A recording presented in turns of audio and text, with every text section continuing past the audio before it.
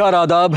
Crime petrol सतर्क के 30 दिन 30 यूनिक केसेस की श्रृंखला में मैं अनूप सोनी आप सबका स्वागत करता हूं। जहां औरतों के लिए मर्यादा और संस्कृति के नाम पर जो सीमा रेखा तय की गई है, अगर कोई औरत उसे पार करने की हिम्मत करे तो ये हमारे पुरुष प्रधान समाज के लोग इंसानियत और क्रूरता की हदें लांघना अपना फर्ज समझते हैं। इस समस्या पर गहराई से रोशनी डालेंगे हमारे आज के मेहमान शम्स ताहिर खान। इज्जत और आबरू, ये वो शब्द हैं जिनकी वजह से देश में हजारों क्राइम होते हैं। ये शब्द औरत और लड़कियों से इस कदर जुड़े हुए हैं कि इसका खामियाजा उन्हें अक्सर भुगतना पड़ता है। कभी औरत को सबक सिखाने के लिए उनकी आबरू लूटी जाती है, तो कभी लड़कियों को अपने तरीके और अपनी आज़ादी से जिंदगी जीने की जुर्रत के एवज में उन्हें इज्जत का वास्ता दिया जाता है। उन्हें सदियों पुरानी शोषित महिलाओं के तौर पर जीने के लिए मजबूर किया जाता है। हालांकि गांव के मुकाबले शहरों में औरतों के अधिकार और आज़ादी कहीं ज़्यादा बेहतर है, लेकिन तभी तक जब तक कि वो समाज के नियम को मानती हैं। जैसे ही वो इस नियम को तोड़ने की कोशिश करती हैं, उनके प्रति अपराध बढ़ने की संभावना ज़्यादा बढ़ जाती है।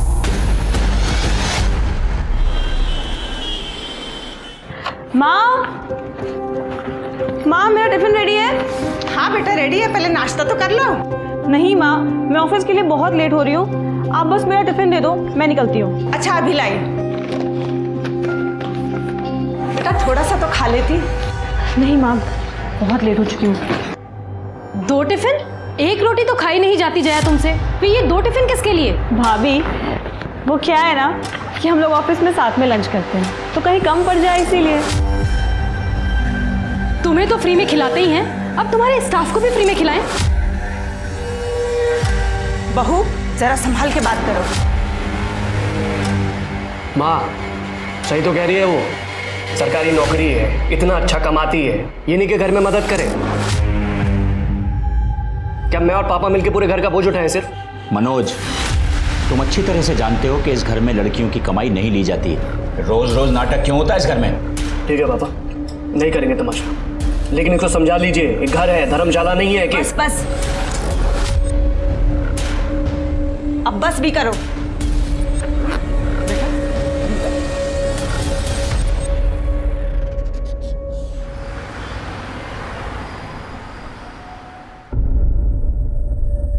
थैंक यू यार, तुम रोज रोज मेरे लिए लंच लेके आती हो। नहीं तो पता नहीं कैसे रोज रोज मैनेज होता मेरा। इसमें थैंक यू की क्या बात है? आप अभी अभी ट्रांसफ़र होकर आए, अब इतनी जल्दी घर से खाना मैनेज करना इतना आसान थोड़ी है। तो फिर आप तीनों टाइम बाहर से खाना मैनेज करेंगे, चलेगा आपको? चलेगा, लेकिन तुम मेरी वजह से परेशान हो, ये नहीं चलेगा।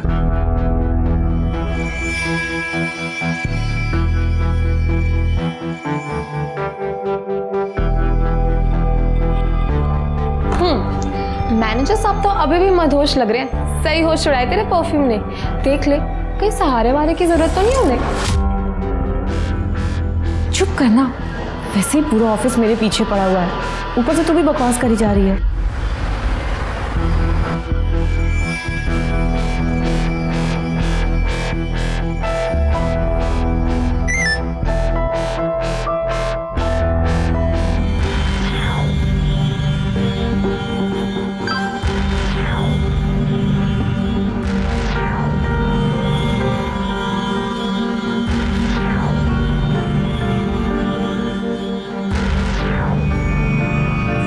अरे जया, तू कहाँ जा रही है? अभी तो 1:30 भी नहीं बजा। अरे इतनी तो उसे भूख भी नहीं लगी रहती है जितनी इसे खिलाने की पड़ी रहती है।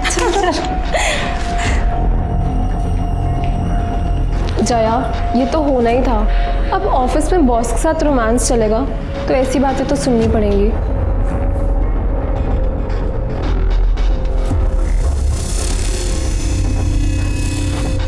अब नंदू जी, ये टिफिन आप प्रवीण सर को दे देंगे?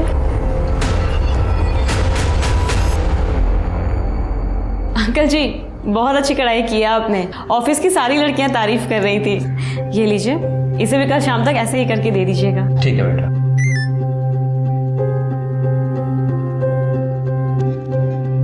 और हरीश, कैसी चल रही है पढ़ाई? ठीक चल रही है दीदी। बेटा अब तू ही इसे समझा, पढ़ाई तो ठीक है, लेकिन इसको बोल थोड़ा काम में भी मन लगाए, मेरा भी हाथ बटाए। ये बात तो सही कह रहे हैं अंकल, पढ़ाई के साथ साथ इनके काम में भी हाथ बटाया करो। जी दीदी।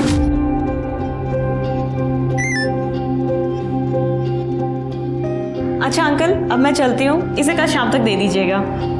ठीक है बेटा।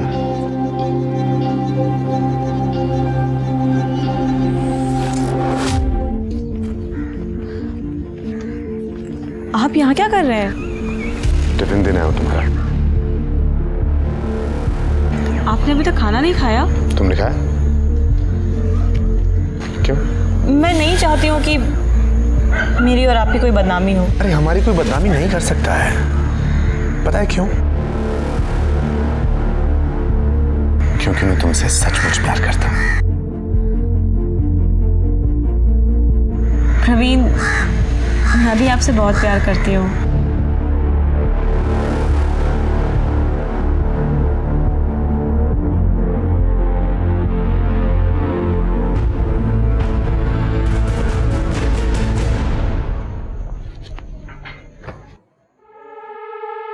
जया, तुम्हारा ऑफिस 5 बजे खत्म होता है, 7 बज रहे हैं इस समय। कहाँ थी अब तक? भैया वो ऑफिस में आज ज़्यादा काम था। हाँ, अब ये सबको खाना खिलाने के साथ साथ सबका काम भी तो करती है ना। वैसे भी सरकारी नौकरी में 9 से 5 का टाइम होता है, लेकिन ये मैडम ये तो ओवर टाइम करती है ना। दिन भर की थकी हारी मेरी बच्ची घर आई है, ये नहीं कि कोई पानी पूछे, बस ताने मारते हैं। ये ले बेटा, पानी पी ले। तू फ्रेश हो जा, मैं तेरे लिए चाय बनाती हूँ। ला, ये मुझे दे। पापा, माँ को तो अपनी लाडली बेटी में ना कोई नुक्स नहीं दिखता है, लेकिन आप तो कुछ बोल सकते हैं ना। जवान लड़की है, कुछ ऊंच नीच हो गए ना, किसी को मुंह दिखाने के लायक नहीं रहेंगे। अरे उसकी नौबत नहीं आई, हम समय से उसकी शादी करके उसे ससुराल भेज देंगे। मैंने कुछ लड़कों के फोटोग्राफ मंगाए हैं, जो लड़का पसंद आएगा उससे बात आगे बढ़ा देंगे। आओ। ये है अपना आलीशान महल। बाप रे, कितना गंदा कर रखा है घर को। ये देखो, ये गीला टॉवल कैसे रखा, और ये पजामा, ये कोई टी शर्ट रखने की जगह है? हाँ, इतनी गंदगी में कैसे रह लेते हो तुम?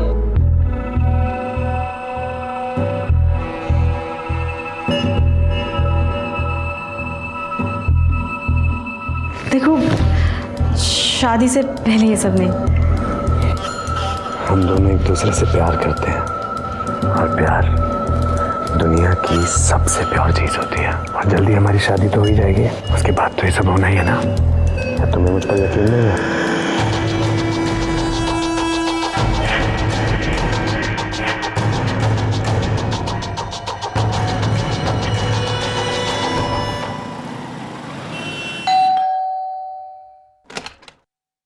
अरे तुम दोनों एक साथ कहाँ से आ रही हो?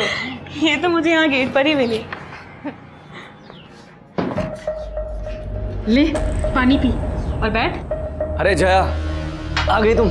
आओ बैठो। बेटा, तेरी शादी के लिए कुछ लड़कों के फोटोग्राफ्स आए हैं, तू देख ले, पसंद कर ले, फिर हमें बता दे। ये देख, हमने तेरे लिए इस लड़के को पसंद किया है। लड़का बहुत अच्छा है और तेरी ही तरह सरकारी नौकरी भी करता है।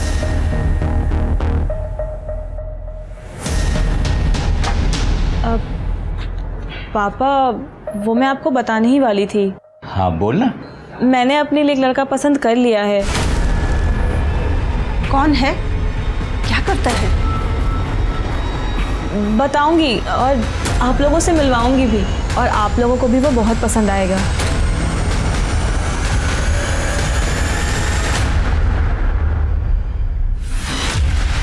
बहुत गर्मी है तेरे शरीर में, हाँ? बहुत गर्मी है तेरे शरीर में। मेरा ही पति मिला था तुझे फांसने के लिए, डोरे डालने के लिए। शर्म नहीं आती तुझे? एक औरत होकर दूसरी औरत का घर तोड़ते हुए। सुन, अगर मर्दों को रिझाने का ज्यादा ही शौक है ना, बाजार में जाके बैठ। यहाँ क्या कर रही है तू? कौन है तू? हाँ, और ये क्या बकवास करे जा रही है? दिमाग तो सही है तेरा? सुन, मैं तुझे जानती तक नहीं हूँ। मैं तेरे जैसी 2 टकी औरतों को ना बहुत अच्छे से जानती हूँ।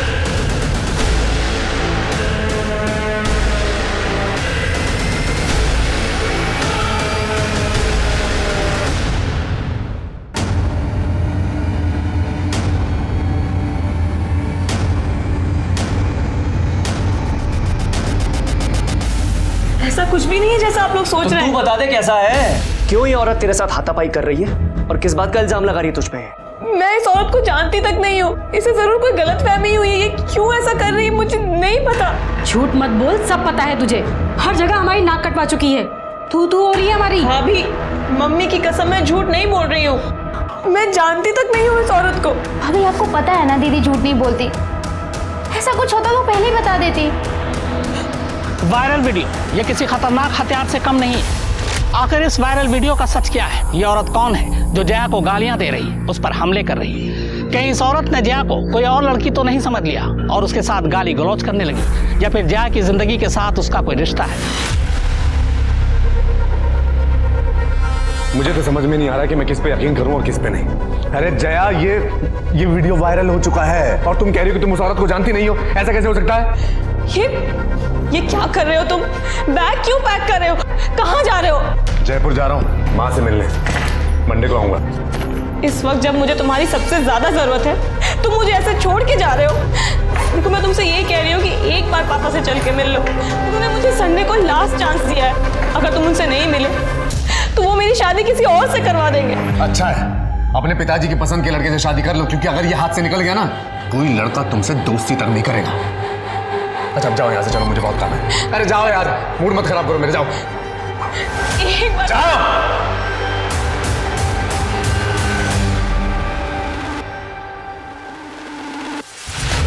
ये देखिए, ये आदमी किस बेरहमी से इस औरत को पीट रहा है। ये सीसीटीवी फुटेज जो आजकल चारों तरफ वायरल हो रहा है, इसे देखकर साफ अंदाजा लगाया जा सकता है कि औरतें आजकल खुद अपने घरों में कितनी महफूज हैं। इस शख्स के चेहरे को गौर से देखिए, इस पे हैवानियत और दरिंदगी साफ नजर आ रही है। हैरानी की बात ये है कि आदमी इस औरत का पति है। अब कोई कैसे यकीन करेगा कि उसने इसके साथ 7 फेरे लिए। तेरा बॉस है ना ये सुरक्षा और प्रवीण आहूजा, देने की देख कितनी बेरहमी से मार रहा है अपनी बीवी को। आपको याद होगा कुछ दिन पहले ही ये वीडियो वायरल हुआ था जिसमें शालिनी आहूजा इस लड़की को पीट रही थी और कह रही थी कि उसने इसके पति को चुराने की कोशिश की है। मतलब शालिनी को प्रवीण और उस लड़की के अफेयर का पता चल गया और उसने इसी गुस्से में जयपुर से दिल्ली आकर उस लड़की को मारा और वीडियो वायरल हो गया। ये वीडियो प्रवीण ने भी देखा। प्रवीण वीडियो देखकर गुस्से में जयपुर गया और सबक सिखाने के लिए अपनी पत्नी को जानवरों की तरह मारा। पर सवाल ये है कि वो लड़की जिसकी वजह से ये बवाल खड़ा हुआ, जिसने एक शादीशुदा आदमी से अफेयर चलाया और बसी बसाई गृहस्थी उजाड़ने की कोशिश की, उसे अपने किए पर जरा भी शर्म आई या नहीं? उसकी परवरिश कैसी होगी? कौन होंगे उन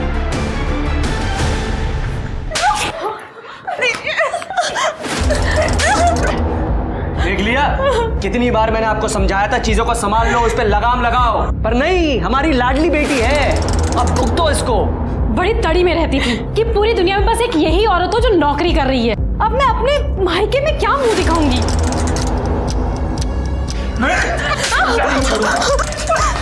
इस लड़की की वजह से हम समाज में मुंह दिखाने लायक नहीं रहे।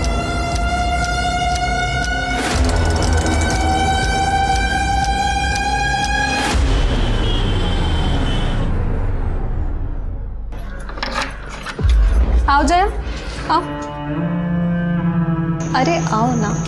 देखो, ये मेरे कजन सुमित का फ्लैट है। अच्छा है ना? खाली पड़ा था और जब मैंने उसे तेरे बारे में बताया तो उसने कहा तुझे जब तक यहाँ रहना ना तू रह सकती है। देख, फुल्ली फर्निश्ड फ्लैट है तो तुझे कुछ खरीदने की जरूरत नहीं है। बैठ।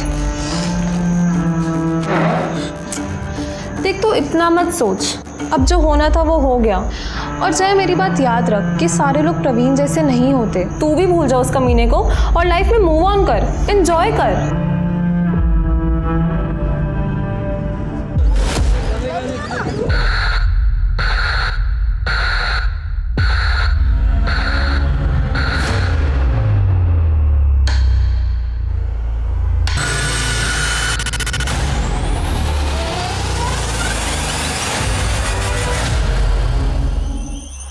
सर, इसका नाम जया पांडे है और ये 2 दिन से गायब है।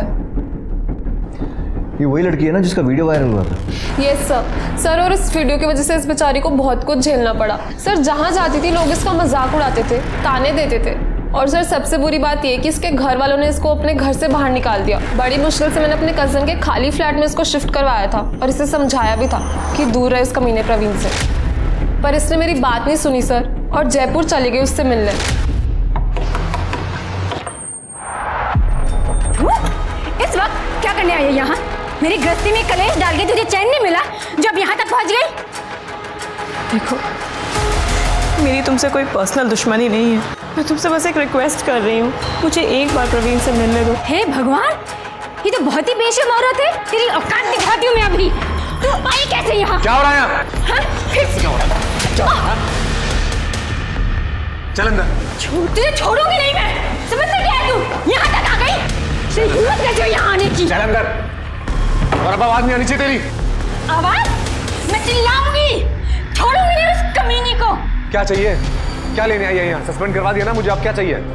देखो, मैंने तुम्हें सस्पेंड नहीं करवाया है। तुम्हारे उस वायरल वीडियो की वजह से पूरे डिपार्टमेंट ने ये एक्शन लिया। हाँ तो तू भी अब एक्शन ले और निकल जाए यहाँ से, इससे पहले कि मैं गला दबा के तेरी जान से मार दूं, कट ले। हाँ, मार डालो। खोलो दरवाजा।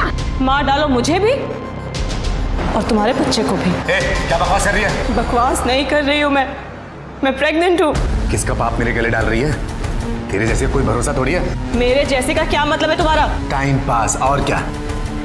जिससे 2 बार हंस के बात क्या कर लो, गले पड़ जाती हैं, जैसे तुम मेरे गले पड़ रही है। देख, शराफत से बोल रहा हूँ, निकल जाए यहाँ से, दोबारा इधर दिखियो मत, ठीक है? वरना जान से मार दूंगा तुझे मैं। अरे चल ना, चल। जब उसने मुझे ये सब बताया सर तो मुझे बहुत गुस्सा आया। मैंने उसे बहुत सुनाया भी। फिर जाके उसने मुझे प्रॉमिस किया कि वो प्रवीण से कभी बात नहीं करेगी। ये वही शालिनी अब मीडिया गिद्ध के जैसे उनके पीछे पड़ गया।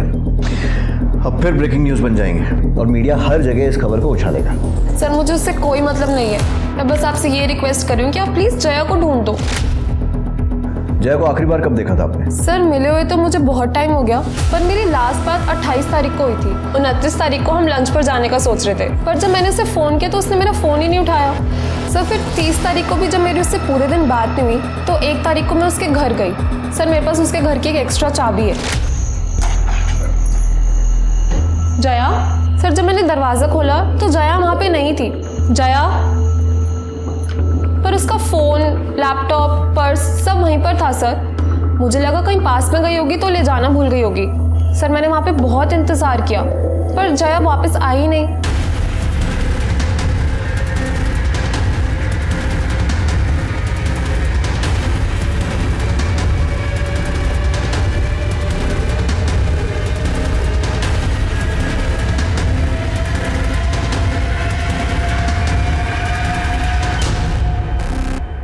राजीव सर, फोर्स एंट्री या फिर स्ट्रगल का तो कोई निशान नहीं दिख रहा। देखो अच्छे से, कुछ और मिलता है तो।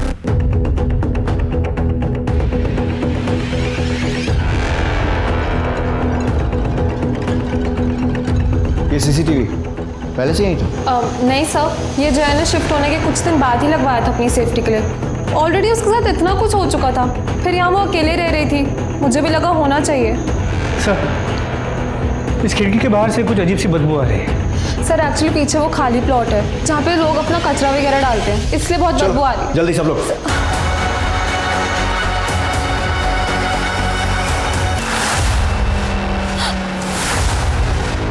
जया! जया! पीछे पीछे हुए प्लीज।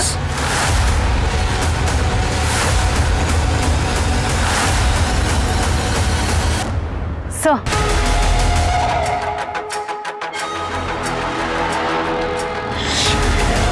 लोगों को हुआ क्या है यार? इंसानियत बची नहीं है, हैवान हो गए साले। मतलब लड़की को पेट काट के मारा और हीटर। देखो आसपास कुछ मिलता है तो। सर कहा नहीं जा सकता कि कितनी बार चाकू से वार किया गया पेट पे, और बच्चे पर भी चाकू से वार किया गया। मिस्टर, बॉडी को पोस्टमार्टम के लिए भिजो और फीटस का डीएनए टेस्ट करवाओ। जया का फ़ोन सीज करो, फैमिली को इन्फॉर्म करो और घर के पास में अगर कोई सीसीटीवी है तो वो चेक करो। पता लगे कि इतनी रात को अकेले निकली क्यों थी। जिसने भी ये किया है बचना नहीं चाहिए।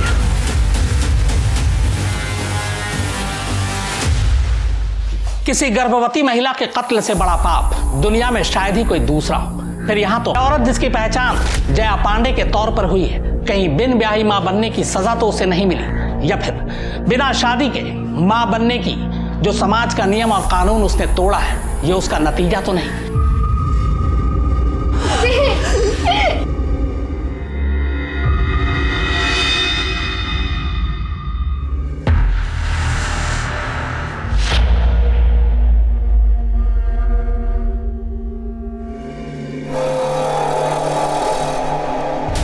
इंस्पेक्टर साहब, हर माँ बाप की तरह हमने थोड़ी सख्ती की थी उसके साथ, पर ये तो सब उसकी भलाई के लिए था ना।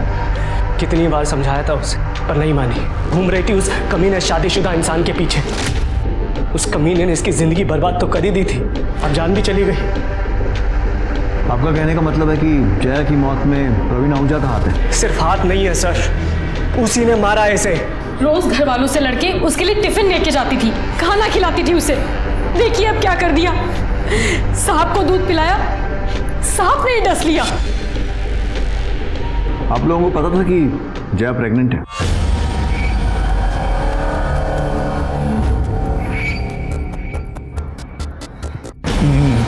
नहीं इंस्पेक्टर साहब। ठीक है, फिलहाल आप लोग जा सकते हैं, लेकिन अगर कुछ भी याद आता है, ऐसी कोई भी बात जो इस इन्वेस्टिगेशन में हेल्प कर सके, तो हमें इन्फॉर्म कीजिएगा। और क्या बताना रह गया इंस्पेक्टर साहब, बोल तो रहे हम लोग। वो कमीना है ना प्रवीण, हड्डियां तोड़ी आप उसकी, खुद ब खुद सब उगल देगा वो। मैं हाथ जोड़ता हूँ आपके सामने, छोड़ना मत उसको।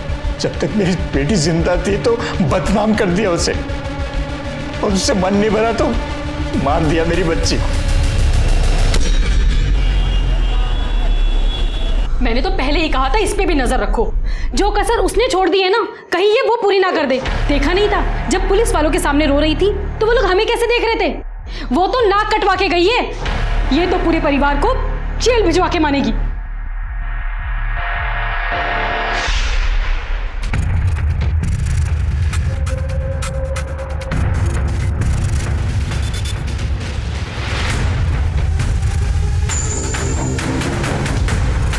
ये वही शालिनी आहूजा है ना, प्रवीण की पत्नी? जी सर, और ये फुटेज 28 तारीख के शाम 5:30 बजे की, जिस दिन जया ने प्रीति से आखिरी बार बात की। पता करो शालिनी के साथ ही आदमी कौन है। सर ये मेरा भाई राजू तोमर है। अच्छा, आपके भाई हैं? तू ये वो बाहुबली जिसे प्रेग्नेंट लड़कियों पर अपनी मर्दानगी दिखाने में बड़ा मजा आता है? नहीं सर। अपने जीजा को दिखाई थी ये ताकत जो एक लड़की को प्रेग्नेंट करके भाग गया? नहीं सर, ये झूठ है। चुप! तेरा सच झूठ सब बराबर कर देंगे। अपने पति पर गुस्सा नहीं आता, वहां दिखानी थी ना ये ताकत, या फिर चुपचाप वहां मार खाती है और उस बेचारी लड़की पर जोर आजमाइश करते हो तुम सब? जया के घर क्यों गए थे? क्यों मारपीट की उसके साथ?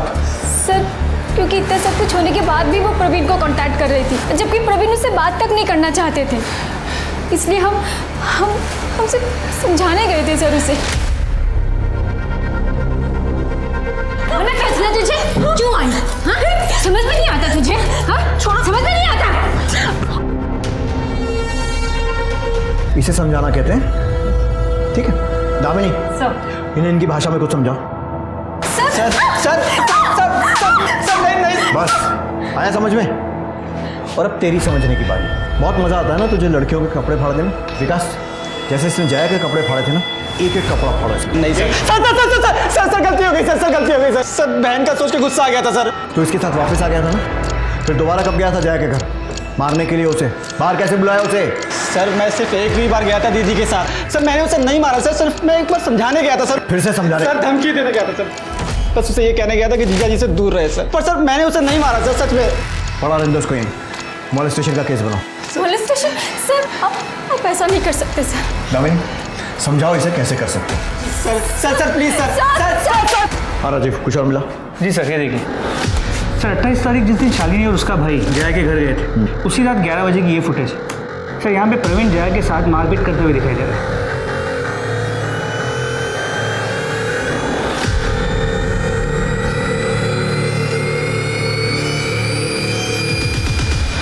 साले फ्रॉड,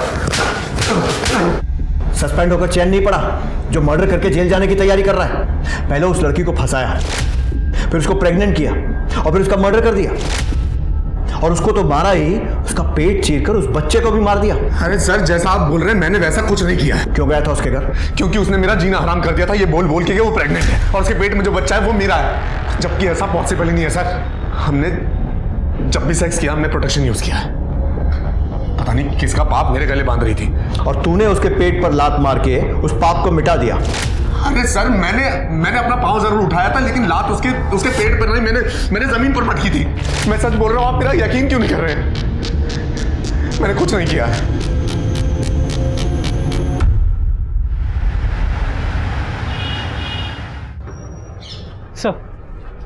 सर मैंने पता करवाया, 28 तारीख की रात 11 बजे के आसपास जया के घर वाली एरिया में कोई मेजर फॉल्ट हुआ था, जिस वजह से लाइट चली गई थी, जो अगले दिन सुबह 10 बजे के आसपास वापस आई थी।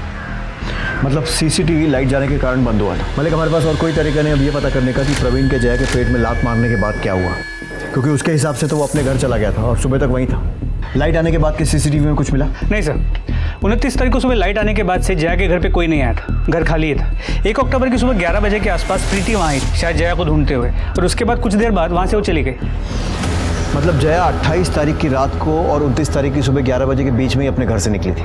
सर ये देखिए सर, यही फुटेज शालिनी उसके भाई और प्रवीण के आने से पहले दोपहर 3 बजे की है। सर इसमें जया के चेहरे पर मारपीट के निशान है। इसका मतलब कोई और भी है जो जया के साथ मारपीट करता था। प्रीति ने बताया था कि जया की फैमिली भी उसके साथ मिसबिहेव करती थी। कहीं ऐसा तो नहीं है कि उसके खुद के माँ बाप के घर में ये सब हुआ? जी सर, मैंने मॉर्ग में भी नोटिस तो किया था।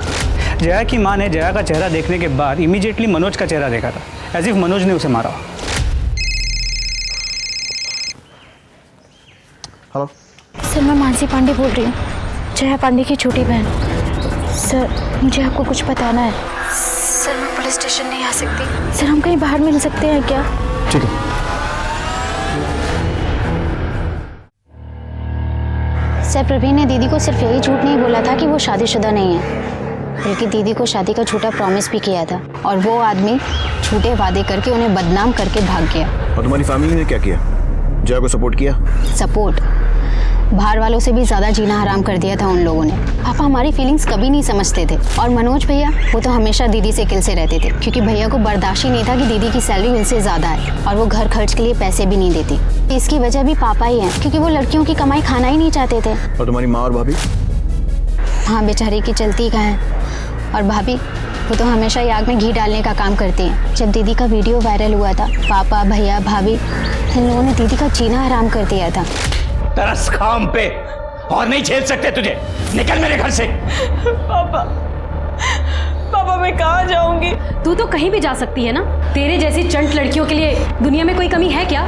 जा ढूंढ ले फिर से कोई शादीशुदा आदमी। नहीं पापा मैं कहाँ जाऊंगी? नहीं बेटा, नहीं बेटा,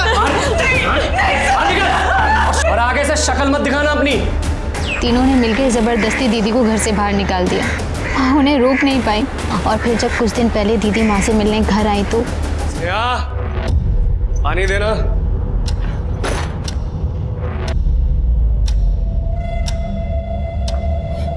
फिर आ गई तू, फिर आ गई तू।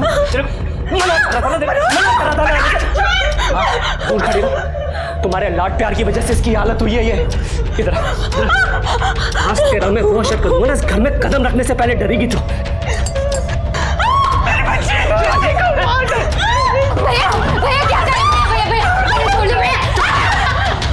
तेरी भी हड्डी बच्चे कर दूंगा मैं। सर भैया ने मुझे भी धमकी दी है कि मैंने अगर आप लोगों को कुछ भी बताया तो वो मुझे जान से मार डालेंगे। मुझे तो लगता है दीदी के मर्डर में मेरी फैमिली का हाथ है, उन्होंने ही जया दीदी को मारा है। जया की किसी लड़के से बात पक्की हुई थी ना? आदित्य वर्षने नाम है उसका, गुरुग्राम में रहता है, इरिगेशन डिपार्टमेंट में काम करता है। सर बहुत ही अजीब आदमी है, दीदी से शादी करने के लिए मरा जा रहा था। तुझे मना करा था ना, पुलिस के पास नहीं जाना है। मैंने तो पहले ही कहा था इस पे नजर रखो, ये हमें जेल भिजवाए बिना नहीं मानेगी।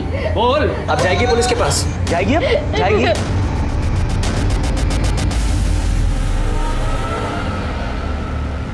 सर मुझे अब भी यकीन नहीं हो रहा कि जया इस दुनिया में नहीं है, और उसके साथ जो भी हो ना सर, सिर्फ उसमें उसका इतना कसूर है कि उसने उस कमीने प्रवीण से प्यार किया। सर बहुत इनोसेंट थी सर वो। और तू कैसा है? सिर्फ अच्छा ही है या इनोसेंट भी है? क्योंकि आजकल के ज़माने में तेरे जैसे लड़के मिलना बहुत मुश्किल है, जो सब जानते हुए भी शादी करने के लिए तैयार हो गए। सर मैं वैसा इंसान नहीं हूँ कि किसी को दूसरा चांस ना दूँ अगर उससे कुछ गलती हो जाए, और यहाँ पे तो जया की गलती भी नहीं थी ना सर। 28 सितंबर की शाम से 30 सितंबर की सुबह तक कहाँ था? मैं गुरुग्राम में था सर, अपने घर पे। प्रूफ दे सकता है? प्रूफ कहाँ से लाऊं सर? मुझे पता थोड़ा ना था प्रूफ देना पड़ेगा, पता होता तो मैं रखता किसी को अपने साथ प्रूफ के लिए। इनोसेंट होने के साथ साथ स्मार्ट भी है। किसी पर शक है जो जया के साथ ऐसा कर सकता है? शक नहीं सर, मुझे पूरा यकीन है प्रवीण आहूजा पे।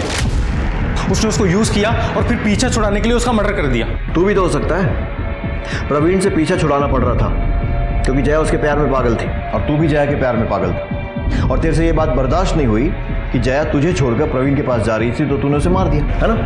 नहीं सर, मैं उसके साथ ज़बरदस्ती नहीं करना चाहता था, उसकी मर्जी के साथ उससे शादी करना चाहता था और मुझे किसी बात की जल्दी नहीं थी। मैं वेट करने के लिए भी तैयार था। मुझे लगा था कि एक ना एक दिन उसको मेरे प्यार की अहमियत समझ आएगी और वो खुद मेरे पास चल के आ जाएगी। ठीक है, थैंक यू सर। राजीव, जल्द से जल्द इस महान आशिक के सारे कॉल रिकॉर्ड्स और मोबाइल लोकेशन से निकलवाओ। सर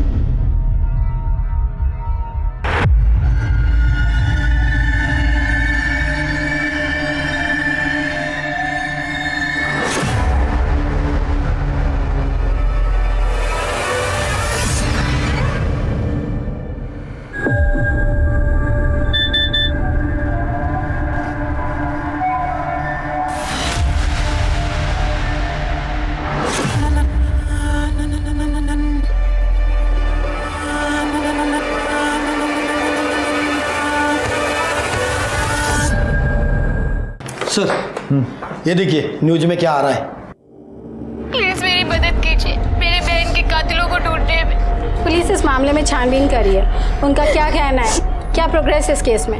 पता नहीं वो लोग कुछ कर भी रहे हैं या नहीं। 3 दिन हो गए उसकी बॉडी मिले, लेकिन पुलिस के पास बोलने के लिए कुछ भी नहीं है। अब आप लोग हमारे आखिरी सहारा है, प्लीज हमारी मदद कीजिए। मानसी का प्रॉब्लम क्या है? हर चीज को इतना बड़ा चढ़ा कर बोलती है। इसे यहाँ पुलिस स्टेशन में आकर हमसे बात करने में डर लग रहा था, आज सारी दुनिया के सामने दुखड़ा रोने में नहीं लग रहा है। सर, ये भी तो हो सकता है कि मानसी ये पूरा नाटक हमसे कुछ छुपाने के लिए कर रही है। सर, मैं कोई झूठ नहीं बोल रही, मैं बस अपनी बहन को न्याय दिलाना चाहती हूँ। हम भी वही चाहते हैं। बस एक बात समझ में नहीं आ रही कि जिस फैमिली पर तुम्हें अपनी बहन के मर्डर का शक था, अचानक उनके साथ मिलकर हम पर इल्जाम क्यों लगा रही हो? वो सर, मम्मी को पता चल गया था कि मैं आपसे मिली थी।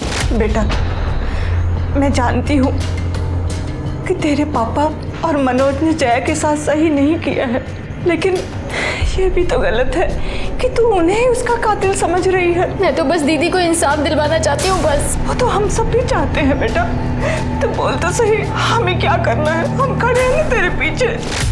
और फैमिली का सपोर्ट मिला तो तुम्हें लगा क्यों ना हीरोइन बना जाए, और इसीलिए तुम मीडिया के पास पहुंच गई, जो पहले से ही तुम्हारे दरवाजे के बाहर मौजूद था। अभी जाने दे रहा हूँ, लेकिन अगली बार अपने फायदे के लिए पुलिस पर इल्जाम लगाने से पहले एक बार सोच जरूर लेना।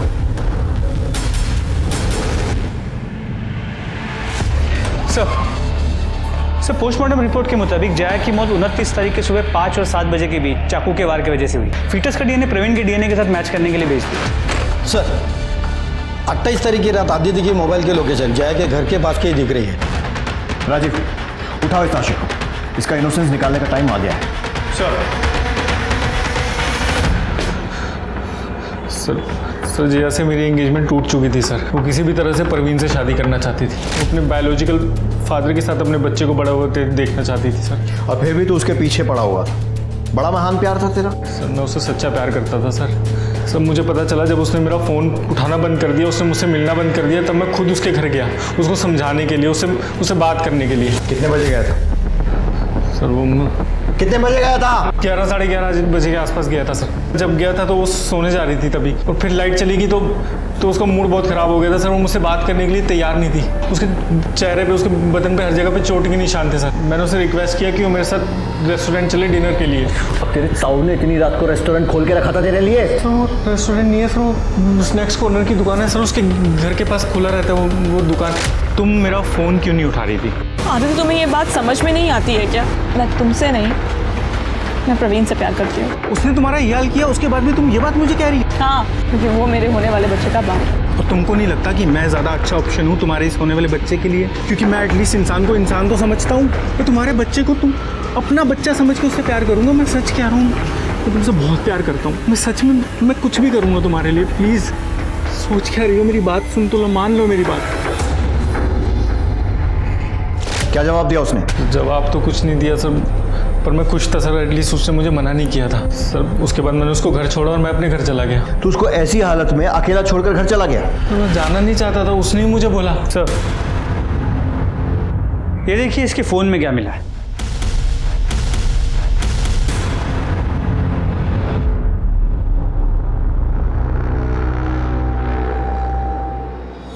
सब मेरी एंगेजमेंट हुई पड़ी थी सर उससे।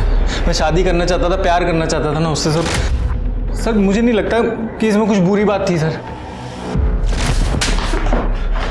बुरी बात यह है कि तू लगातार हमसे झूठ बोल रहा है। पहले बोला कि जया के घर गया नहीं, फिर बोला गया था लेकिन बाद में अपने घर चला गया, जबकि मोबाइल लोकेशन से साफ दिख रहा है कि 29 सितंबर को सुबह 5 बजे तक तू जया के घर के आसपास था।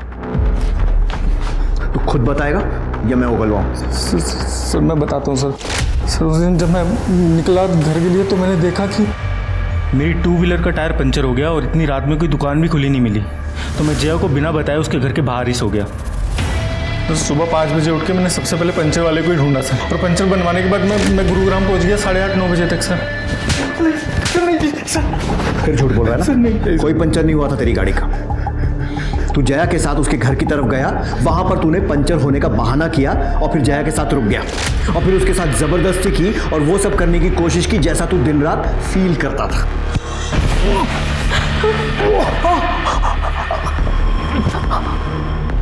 नहीं सर मैं सच बोल रहा हूँ सर, मैंने ऐसा कुछ नहीं किया सर। सर प्लीज़ सर मेरी बात का विश्वास करिए सर। सच बोल रहा हूँ सर। सब पता चलेगा।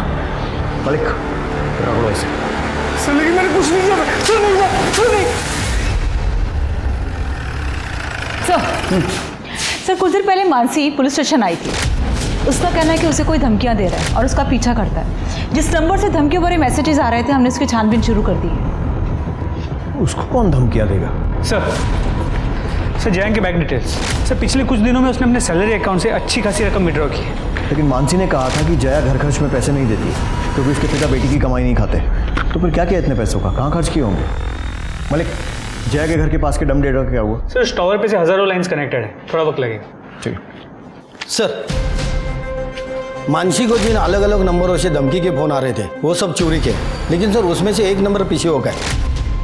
उस नंबर की डिटेल्स हम लोग पता कर रहे हैं। कौन हो सकता है ये?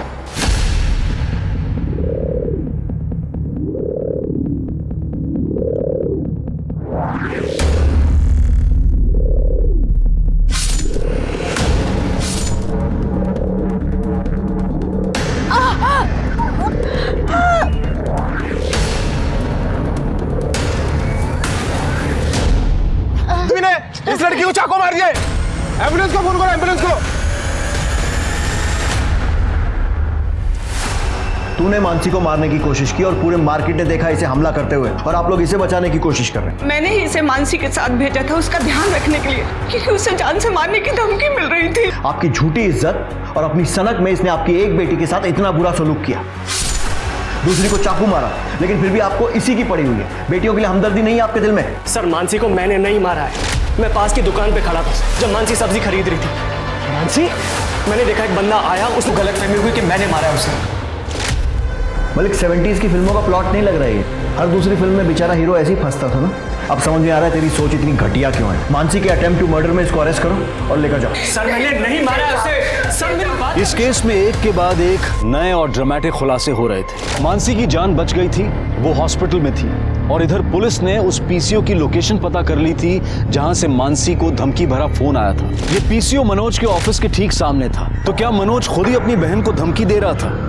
पर क्यों? जया के घर के बाहर मिले रैंडम एक्टिव नंबर्स की पुलिस जांच कर रही थी, और इस जांच में पुलिस को एक ऐसा नंबर मिला जो जया के मर्डर और मानसी पर हुए हमले के दौरान दोनों जगह एक्टिव था। और मर्डर से कुछ ही दिन पहले जया ने इस नंबर पर कई बार बात की थी। जया ने तेरी इतनी मदद की और तूने बदले में क्या किया?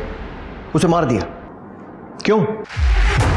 सर पापा चाहते थे कि मैं उनकी दुकान पे मदद करूं, पर मैं कॉलेज जाना चाहता था, पढ़ना चाहता था। पर कॉलेज में जाने के बाद मुझे वहाँ बैटिंग का चस्का लग गया, और जिसके लिए पैसे चाहिए थे जो मैं जया दीदी से एक्स्ट्रा क्लासेस के नाम पे लेता था। और फिर एक दिन वो कॉलेज के पास से गुजर रही थी, तो देखने के लिए कि मेरी पढ़ाई कैसी चल रही है वो कॉलेज में आ गई और उन्हें सब कुछ पता चल गया। इतनी मुश्किल से तुम्हें ये मौका मिला है और तुम वो मौका ये जुए और बैटिंग में गंवा रहे हो और मुझसे झूठ बोलकर पैसे ले रहे हो। सॉरी दीदी, प्लीज़ माफ़ कर दो, दोबारा नहीं होगा। दोबारा कुछ नहीं होगा। और आज के बाद से मैं तुम्हें कोई पैसे नहीं देने वाली हूँ, और जितने पैसे तुमने मुझसे पढ़ाई के नाम पर झूठ बोल कर लिए हैं ना, वो मुझे 10 दिनों के अंदर वापस चाहिए, नहीं तो तुम्हारे पापा को मैं सब कुछ सच बता दूंगी। मैं बहुत डर गया था कि अगर जया दीदी ने पापा को ये सब बता दिया तो मुझे बहुत मार पड़ेगी और मुझे उनके साथ बैठ के कपड़े सिलने पड़ेंगे। और 28 तारीख को 10 दिन पूरे होने वाले थे। मेरे पास 1 रुपया भी नहीं था दीदी को देने के लिए। और फिर 29 तारीख के सुबह 5:30 बजे मैं दीदी के घर के इधर चला गया। उस वक्त उस एरिया की लाइट नहीं थी, बहुत अंधेरा था। हरीश, तुम इस वक्त यहाँ क्या कर रहे हो? दीदी वो आपके पैसे। इस वक्त? दो।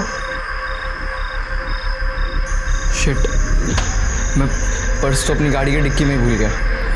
आप एक काम करो, आप मेरे साथ आओ, मैं आपको पर्स दे दूंगा और फिर मैं वहीं से निकल जाऊंगा। देखो, तुम जाके पैसे लेके आओ, मैं नहीं आने वाली हूँ बाहर।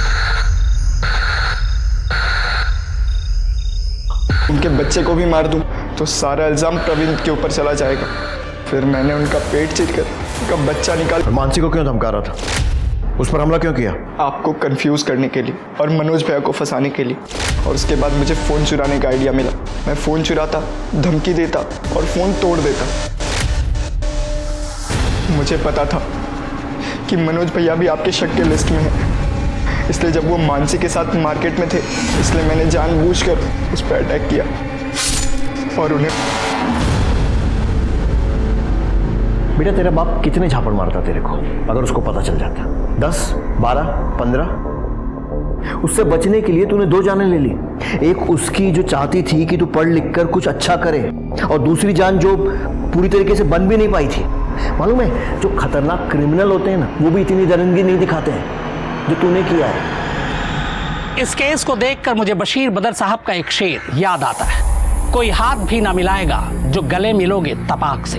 ये नए मिजाज का शहर है, जरा फासले से मिला करो। जया एक नेक दिल और पाक साफ लड़की जिसने लोगों पर भरोसा किया, लेकिन हर एक ने उसके भरोसे का खून किया, चाहे वो परिवार हो, बॉयफ्रेंड या फिर वो हरीश, जिसे पढ़ाने, आगे बढ़ाने और जिंदगी संवारने में जया ने अपनी जिंदगी झोंक दी। बदले में उसने जया की ही जिंदगी छीन ली। ऑनलाइन बेटिंग गेम्स ने हरीश जैसे ब्राइट स्टूडेंट को भी क्रिमिनल बना दिया। ये हमें बताता है कि किस तरह इंटरनेट ने हमारी जिंदगियों को जकड़ लिया है। इंटरनेट का इस्तेमाल हमें इंसान और समाज की बेहतरी के लिए करना चाहिए, न कि बर्बादी के लिए। अब मैं अनूप सोनी आपसे विदा लेता हूं। फिर मुलाकात होगी क्राइम पेट्रोल सतर्क में एक और नए केस के साथ, और उस पर हमारे एक्सपर्ट के विश्लेषण के साथ। तब तक अपना और अपने परिवार का ख्याल रखें, सतर्क रहें, सुरक्षित रहें और देखते रहें क्राइम पेट्रोल सतर्क। जय हिंद।